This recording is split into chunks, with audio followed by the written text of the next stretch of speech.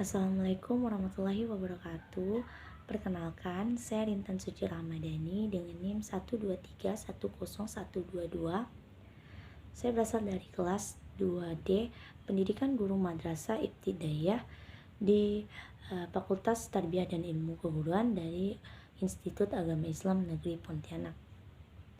Nah, di sini saya akan memaparkan materi yang telah diberikan oleh dosen pengampu saya, yaitu Bapak Imam Agung Prakoso, yang mengampu mata kuliah filsafat pendidikan dengan bertema permasalahan pendidikan dan urgensi kurikulum pendidikan. Nah, di dalam dunia pendidikan banyak sekali permasalahan-permasalahan yang bahkan sering kita dengar ya. Antara lainnya adalah tentang perspektif orang atau pemikiran orang-orang di luar sana bahwa pendidikan ini tidaklah penting untuk anak-anak, bahkan tidaklah penting untuk jenjang karir. Itu pemikiran orang-orang yang bisa dibilang sangatlah pendek dalam berpikir. Bahkan banyak yang orang tua yang mengatakan bahwa pendidikan ini hanya mengacu pada sesuatu yang akan sesuatu yang tidak akan pernah kita dapatkan untuk menjadi seorang yang kaya. Tapi pendidikan ini bukanlah hanya untuk membuat kita menjadi orang yang akan sukses di luar sana atau orang yang akan mendapatkan jabatan di luar sana, tapi pendidikan itu untuk melatih karakter anak bangsa, karakter yang ada dalam diri kita, supaya kita tahu bagaimana caranya berpikir yang benar dan bagaimana caranya membaca, berhitung, bahkan cara menentukan mana yang baik dan mana yang tidak baik, bahkan mana yang salah dan mana yang tidak salah. Nah, di dalam dunia pendidikan ada yang masalah yang namanya bullying.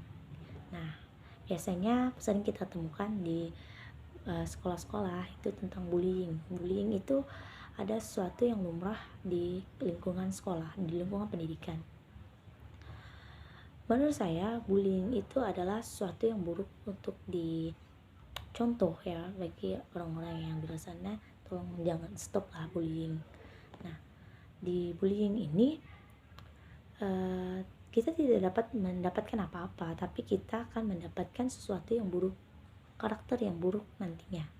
Padahal di dunia pendidikan kita diajarkan karakter yang baik, tetapi di dunia pendidikan seringkali terjadinya bullying. Bahkan bukan hanya antara murid dengan murid, tapi antara guru dan murid juga ada. Bahkan guru dan murid ini gurunya sering membuli seorang murid seperti itu. Tapi walaupun di dalam kata bullying ini terdengar kata-kata bercanda, itu sesuatu yang perlu kita ubah.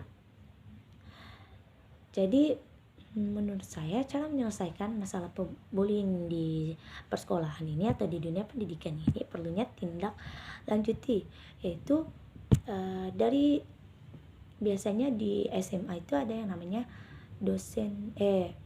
guru BK, itu bimbingan konseling. Nah, di situ menurut saya yang akan dilakukan oleh guru BK ini itu menanyakan ke setiap anak kenapa apa permasalahan yang dialami di sekolah, dan bahkan kalau bisa di setiap sekolahan itu diadakan yang namanya seseorang psikolog, yang diadakan seseorang psikolog untuk mengetahui bagaimana karakter anak ini di sekolah, agar permasalahan yang dialami seorang anak bisa diketahui oleh pihak sekolah.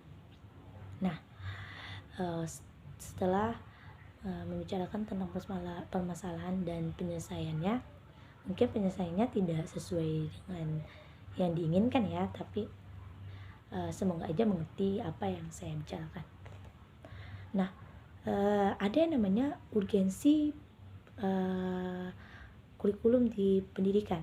Nah, urgensi ini adalah sebuah tindakan ya. Tindakan di sekolah itu biasanya banyak peraturan-peraturan atau cara pembelajaran yang ada di sekolah, dan bahkan pengajaran-pengajaran itu seharusnya perlu diubah dan perlu dirombak lagi.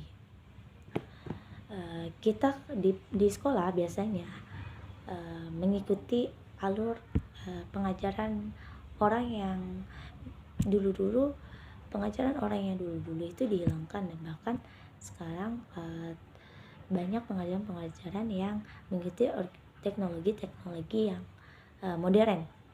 Nah, di sini pembelajaran menggunakan teknologi-teknologi yang modern bisa mengacu pada sesuatu yang ada di luar sana. Bahkan contohnya biasanya pembelajaran di kelas itu menggunakan HP atau tablet atau laptop untuk mencari sesuatu yang ada di luar sana. Tetapi banyak anak yang menyalahgunakan salah menggunakan cara teknologi itu. Banyak anak-anak yang salah menggunakan cara menggunakan teknologi yang di pembelajaran yang ada di sekolah tersebut. Nah, cara untuk mengatasi anak-anak yang salah menggunakan teknologi tersebut yaitu setiap pembelajaran atau setiap guru yang akan mengajarkan menggunakan HP nantinya akan disimpan terlebih dahulu sebelum pembelajaran dimulai, dan setelah pembelajaran selesai, HP bahkan teknologi tersebut dikembalikan lagi kepada guru-guru itu agar tidak mengacu pada hal-hal yang tidak mengacu pada hal-hal yang akan terjadi selanjutnya. Nah, sesuatu ini bisa mengatasi cara berpikirnya seorang anak bahwa teknologi yang digunakan mereka dalam sekolah atau perkuliahan dan sebagainya itu semata-mata hanya untuk pembelajaran dan pendidikan mereka, bukan untuk bermain-main dan bahkan bercanda ria kepada sama teman. Mungkin itu saja yang dapat saya paparkan dari materi yang telah dosen pengampu saya berikan. Akhir kata saya ucapkan wabillahi taufiq wal hidayah. Wassalamualaikum warahmatullahi wabarakatuh. Jika ada kata atau perkataan atau kata-kata yang salah di dalam perucapan saya di dalam video ini, saya mohon maaf. Terima kasih.